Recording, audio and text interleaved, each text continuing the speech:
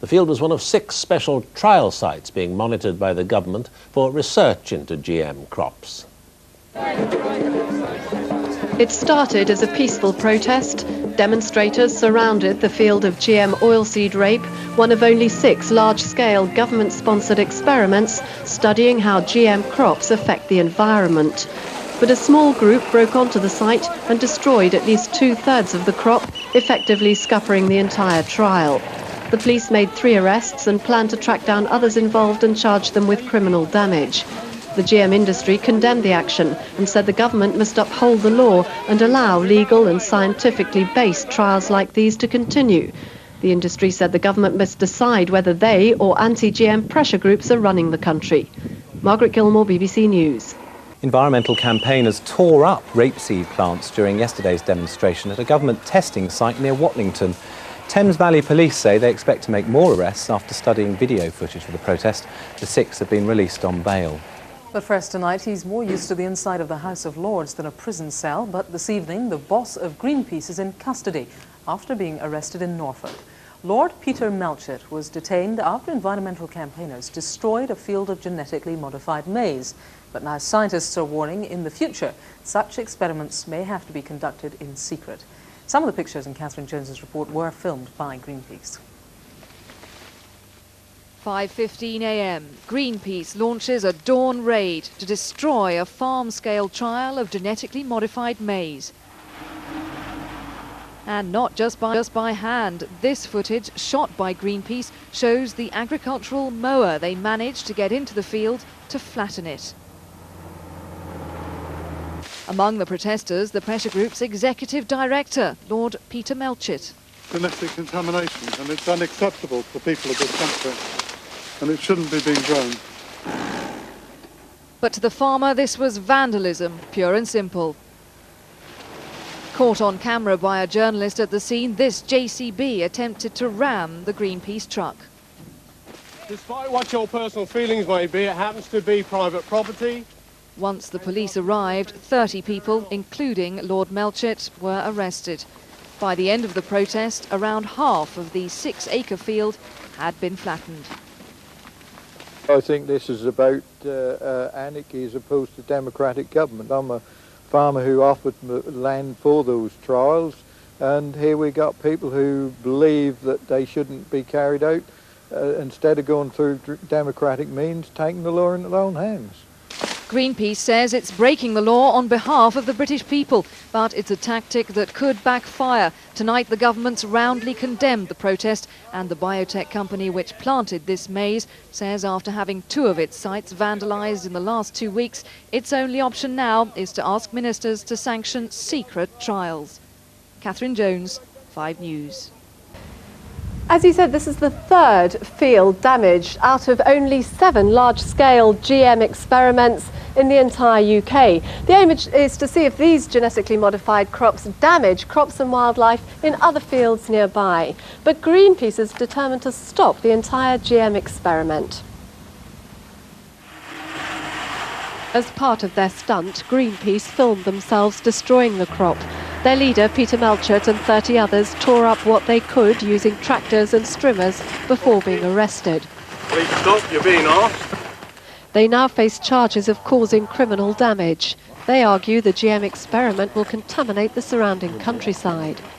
Whether through the seeds or the pollen, it can contaminate other crops, organic crops, which will then become genetically engineered in themselves. It may affect wildlife, we don't know, in all sorts of unpredictable ways. And once that's released out into the environment, affecting the environment, you can't bring it back. But government scientists surveying the scene tonight insist this was a carefully controlled experiment that wouldn't pollute, but would show whether GM crops could be safely grown in future. The farmer who planted the GM maize had woken at 5 this morning to find the protesters had changed the lock into his field and he couldn't get in to stop them destroying it. Well, I'm absolutely devastated. I mean, here's a trial that was being sponsored by government with a large amount of government money going into it, and this has all been destroyed because somebody has made up their mind that they want anarchy rather than democratic government. 6 weeks ago in Wiltshire, the first large-scale GM trial was killed off with pesticide when the farmer pulled out. A second crop was destroyed in Oxfordshire 8 days ago by anti-GM activists. The company behind the experiment says the future of the 4 remaining trials is now in doubt. There's obviously a big question mark over, what's going to happen to the others. We would hope that common sense will prevail and those trials will be allowed to go to fruition, but we're going to need the support of government to protect these sites now, I believe. Well, we've had the police down here, we've had the scientists, and we've had the GM company involved. And tonight they've called for an urgent meeting with the government to discuss security at the remaining GM crop sites. Behind it, Greenpeace activists. 30 of them were arrested, including their executive director, Lord Melchett. The company behind the trials has demanded more protection, warning that the last remaining trial crops in the country could now be at risk. The raid happened early this morning when the protesters used a large mower to cut down part of a 6-acre field of maize near Ling, near Norwich. The incident was filmed by someone alerted by Greenpeace. The crop was planted in May by the agrochemical company Agro-Evo and was due to flower next week. In spite of the bitter complaints, the police initially tried to defuse the situation. No. Yeah, well, come on. No, you're asking to stop. Inspector, I'd rather carry on if you're not under arrest. Well, arrest the police. He's on my property. He's on my property. Now arrest him. Lord Melchett himself was forthright in his views over the action Greenpeace was taking. Well, I don't think anyone should be arrested for doing this. We're doing something which the public wants and which is for the benefit of the environment. So are the environmentalists fighting legitimate scientific progress? Sarah Burton, who's campaigns director of Greenpeace, is with me now. What efforts had you made to get either the farmer, the government or the law to intercede to prevent this being planted or harvested? Well, we have taken very strenuous efforts. In fact, we've been writing to the company asking them to stop the field trials before they flowered, before genetic pollution was inevitable from the crops. We have written to the Attorney General asking him to prosecute for public nuisance over these crops, which are going to contaminate other crops, non-GM crops, and possibly organic crops. But this was, in the end, a perfectly legal activity, legitimate activity, sanctioned by government, supported by people that were elected to do that. And it's being done without the consent of the public. Our own polls, government polls, poll after poll for supermarkets, food producers say the public don't want to eat it. They don't want it mixed up with their food. The food producers won't have it. The supermarkets don't want it. Yeah, but I mean, this is pure Luddite stuff, isn't it? I mean, the fact of the matter is, somewhere, sometime, somebody's going to have to test these things to see if they are dangerous to health. You don't need to test them in a way that means that the pollution is inevitable. In other words, you don't need to test them in a laboratory. They're being grown in the United States. We see studies from there. We can see there are dangers. We also know there are some risks you cannot test for. This is about as scientific a program. What right do you have to go into somebody's field for a legitimately planted crop, legally planted, legally sanctioned, and rip it up? It is an act of vandalism. This is about as legitimate a scientific program as Japanese whaling is, and it's been described that way to me by an independent scientist. Now, in response to your question, the activists today were decontaminating a field. The farmer, but illegally. Well, that's a matter of opinion. It's not a matter of opinion. You went into somebody else's property and tore up his crop, which had been legally sanctioned by the government. It's a matter of opinion whether anyone behaved illegally. Nobody's been convicted of an offense over this, and I'm not going to comment on the legal status when people are still being held by the police. But I will say that it was a legitimate action on behalf of the public, carried out by people who... How can you say it was on behalf of the public? Have you consulted the public? You weren't elected to Parliament on this. I mean, why don't you run, to actually pursue these thoughts? Well, Greenpeace has consulted the public by doing its own polling through Maury, and the public have told us 79%, that's a huge majority, that they don't want these field trials. Thank you very much for coming in, Sarah Burton. Today, this Norwich expert and 83 others said the trials are needed to see if GM crops can safely be grown here in future. Farmers around the world lose 40% of their yield to diseases and pests. Now, we can combat that, but we can only combat it today by spraying on chemicals and pesticides. The genetic solution, and this is what the scientists are working on, is to design genes which will give a genetic resistance. That now means 3 of the 7 government farm-scale trials have been disrupted, affecting the long-term research. We don't yet know if GM foods are something that will improve our society, but at this rate, will we ever? In a moment, our science correspondent Susan Watts reports. But here in the studio, I have with us John Sovan of Greenpeace and Michael Meacher, the Environment Minister. John Sovan, what gives you the right to destroy someone else's property? Well, I think, first of all, you said local farmers in your introduction. We held a public meeting in the village next to where this GM crop trial was taking place 2 weeks ago, and we were expecting 3 or 4 people to turn up. And in effect, there were 100 or 200 people turned up. Every single person was opposed to the GM crop trial.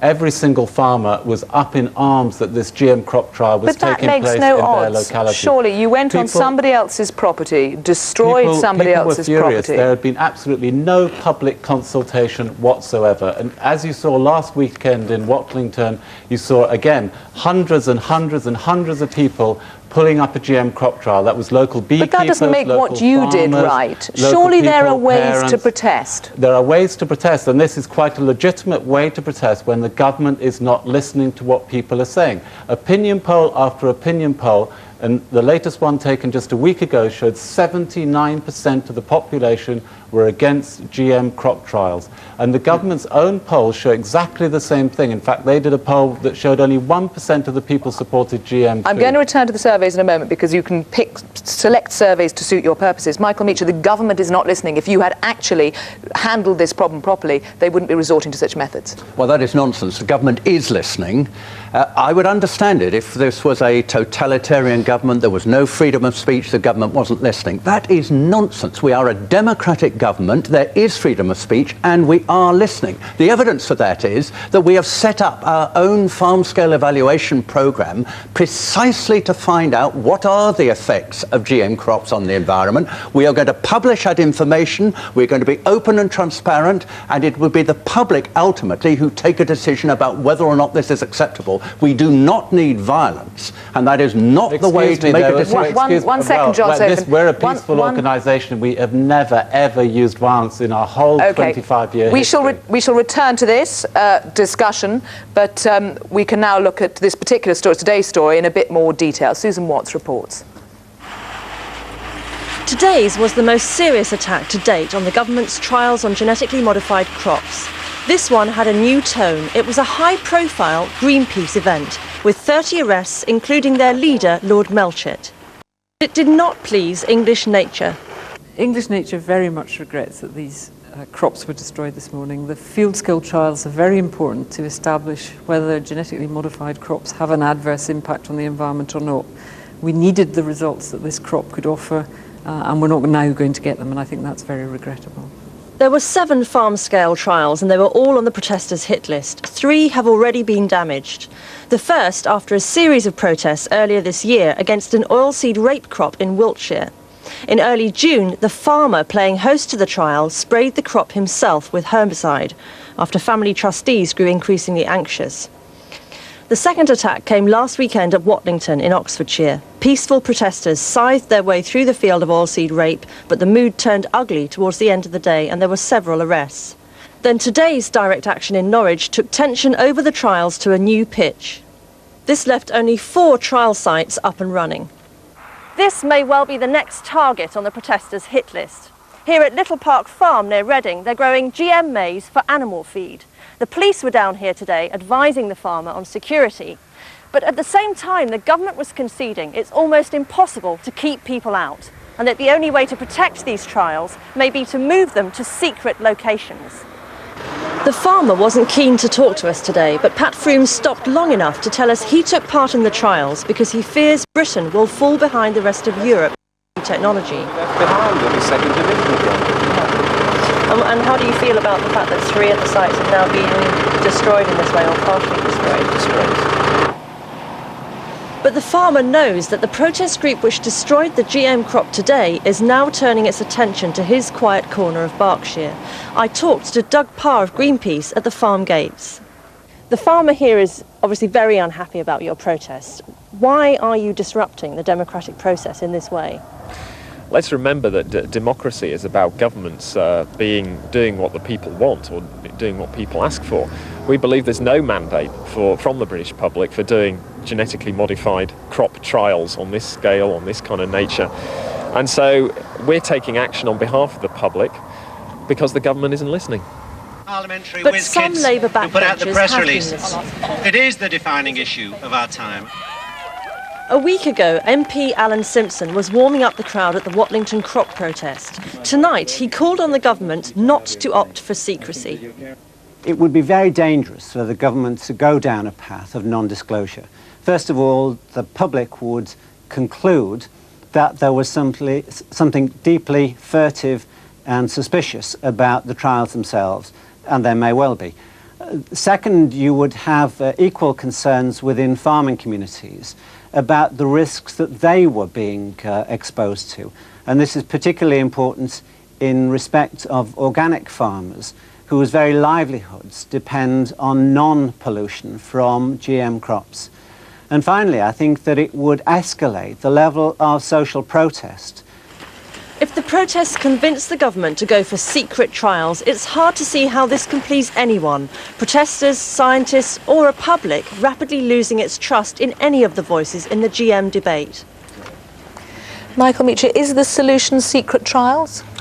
No, I hope it isn't. I would much prefer there to be continued transparency. We are required under the European directive to provide site locations where experiments are taking place. And of course we respect that. That's exactly what we have done. But the Cabinet Office did release a statement suggesting that they may have to go to secret trials today.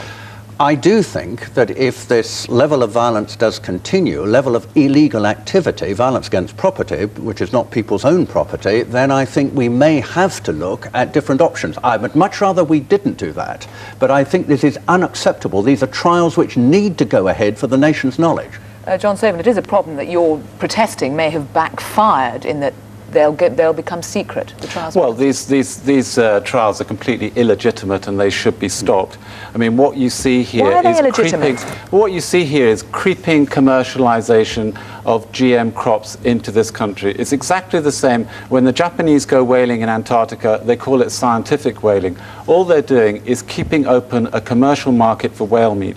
What you see here is chemical companies doing exactly the same thing. They're starting GM crop trials, they're getting bigger and bigger and bigger. So you and will all continue you're just going to have protesting? a fait accompli. Look, the public, you have to ask Michael Meacher this question. No, this is one second. taxpayers' No, I want money. to ask you one Yes, question. Will Greenpeace continue to destroy other people's property? Look, there are three GM crop trials that have been destroyed. The first one was destroyed by the owners of a farm because they were opposed to the farmer doing the crop trial. The second one was destroyed by hundreds of ordinary people, beekeepers, gardeners, parents, old people, young people. The third one was uprooted by Greenpeace. The fourth one, I don't know who's going to uproot the fourth one. Perhaps you want this to go to a jury trial in the hope that it would be acquitted and you'll get the publicity from that. It's got absolutely nothing to do with publicity. It's got everything to do with the fact that public opinion overwhelmingly in this country is against GM food. Why is Michael Meacher's government wasting taxpayers' money on something for which there is no market, nobody wants to buy it, the supermarkets don't want to sell it, the food producers don't want to produce it, so why are you squandering millions of pounds of taxpayers' money on this? Why don't you instead invest the money in organic? I think the most important point I need to make is this is not creeping commercialisation. I have made it absolutely clear that there why are you doing it? Can I just make this very important statement? There will be no widespread cultivation of GM crops in this country until we have established on authoritative evidence, which we have made open to the public, that there is no risk to biodiversity or the environment. That's the first important point. Secondly, I do believe that we need to have an answer to the question of whether this damages the environment. There may be some fundamentalists who don't want to have anything to do with GM crops under any circumstances whatsoever. I don't believe that that is the view of the British public. We have heard from John that there's been public opinion research surveys which are against GM foods. In The Guardian and Independent, I read in this last week, 69% of population believe these trials should continue. So I will think you that's offer right. protection, say the trials will continue? Will you offer police protection of these farms? Well, we certainly believe that if we can, but we cannot police every field. What I can say to those who are doing this is the government is listening. The fact is we are negotiating with industry for an extension on the agreement that we've got with industry this year that there will be no widespread cultivation until we have clear answers. We intend to do that for several years in future. Michael, you are Minister for the Environment, not Minister for the chemical industry. At the moment, you are standing up for the chemical industry against the wishes of public opinion, against the wishes of the supermarket, against the wishes of the food producers. You have no idea. We have done an opinion poll that showed 79% of the public were against GM field trials. Now, this was released today. Will you? What will stop you doing this again? What will stop you doing this again? That shows that public opinion are opposed to what the government is doing. The surveys aren't going to do any good because you can pick whichever one you want to suit your purposes. But just tell us, are you going to continue doing this? Look, people... You still haven't answered the question. Should we take it as a yes, that you will continue destroying People will continue opposing GM field trials, yes. And people every day are showing their opposition to GM food in terms of what they buy in the supermarket. John Sovan, Michael Meacher, thank you both very much. We shall leave it there. The test site near Harpenden is the biggest in the country, and protesters say they haven't ruled it out as a possible target. Scientists say it's a crucial part of their research. In a moment, I'll be speaking to Environment Minister Michael Meacher, but first, Yvonne Hall takes up the story. 2.5 acres of genetically modified corn are being grown in this field in the village of Redbourne near Harpenden. Scientists fear it could be the next target for protesters. They're stepping up security, but admit it's impossible to make an open field totally secure. This corn has been modified with herbicide-resistant genes to help boost the yield. Scientists say it's crucial research, and they're condemning the crop saboteurs. Well, we're extremely disappointed that protesters have stopped some very valuable research. Research that the British government will need on either side of the argument. If we're going to compete, as it were, with the United States, if we're going to ban GM, we'll need to know why we're going to ban it. But many people living just a few yards from the field were shocked to hear for the first time today what's growing there. I'm really surprised that you've told me it's genetically modified crops. Unless it's been in the local paper, which I don't think it has, I don't think many people around here would be aware of it. Well, I'm a little bit concerned, but mostly for people who might be growing their own crops in their gardens, for, the way it's pollinated. The concerns in Hertfordshire follow 2 recent attacks on GM crops, the first in Oxfordshire last week and the second in Norfolk yesterday. Earlier this year, there were protests when scientists in America found out that GM maize killed off the monarch butterfly. Protesters say such crops are contaminating the environment and are legitimate targets. We never discuss, our action plans in advance. I think it is quite legitimate for people, for the public, to stop pollution and contamination of the environment taking place from GM crops. As security is stepped up near the GM crops in Redbourne, campaigners claim people from all walks of life are joining the protest, and they're accusing the government, who are funding the trials, of ignoring public opinion. Yvonne Hall, Newsroom South East, Redbourne in Hertfordshire. Greenpeace UK is spending the night in a cell after being remanded in custody in Norwich. He was arrested during a Greenpeace demonstration in a field of genetically modified maize in Norfolk yesterday. Lord Peter Melchett was supposed to be travelling to Tanzania for a 2.5-week family holiday tomorrow, but having been remanded in custody at Norwich Magistrates Court this morning, he'll probably be stopping here for a while. Lord Melchett, seen here yesterday, was one of 28 Greenpeace activists arrested in a field of genetically modified maize in Norfolk. Well, I don't think anyone should be arrested for doing this. We're doing something which the public wants and which is for the benefit of the environment. He's now been charged with theft and criminal damage. The 27 others also appeared in court today on similar charges, although they were all granted bail. Lord Melchett's forebears perhaps make him an unlikely environmental campaigner. His great-grandfather was the first chairman of ICI.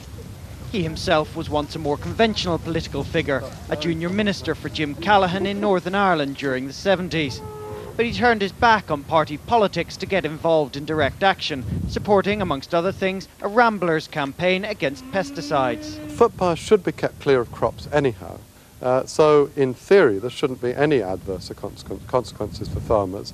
And in any event, many people are advising farmers to use less sprays, to try and leave the edges of fields unsprayed to benefit wildlife. Despite the disruption to their holiday, Lord Melchett's family have issued a statement supporting his beliefs and his actions.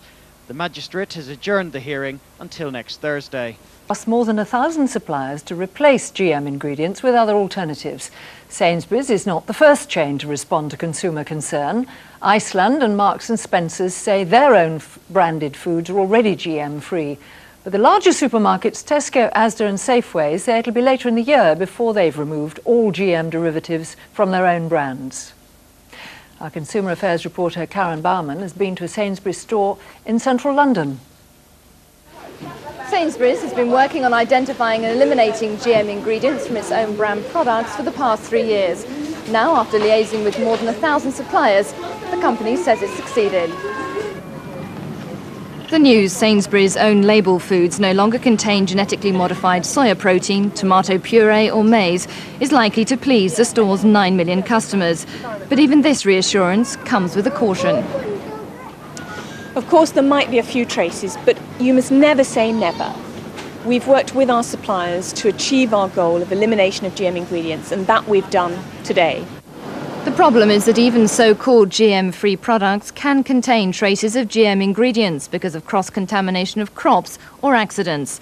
The amount such foods contain and what retailers believe consumers will reasonably accept is known as the tolerance level. At the moment, manufacturers are waiting for the EU to set a legal limit. I think the important thing is to develop a common industry standard so that we can be sure that when retailers and manufacturers are making claims about removing GM ingredients, that they all mean the same thing, and so we can compare products when they're actually on the shelves. And what that involves is putting controls in place all the way through the food chain. It's this traceability of GM products that particularly concerns UK retailers and food manufacturers. The major supermarkets are now confident they will have eradicated GM ingredients from their own products by the end of the year. Today's move is further proof of the extent to which supermarkets are now prepared to listen to the concerns of the consumer. But while the move may be towards more traditional farming and food processing methods, it's almost impossible to guarantee that any foods are completely GM-free. Anna.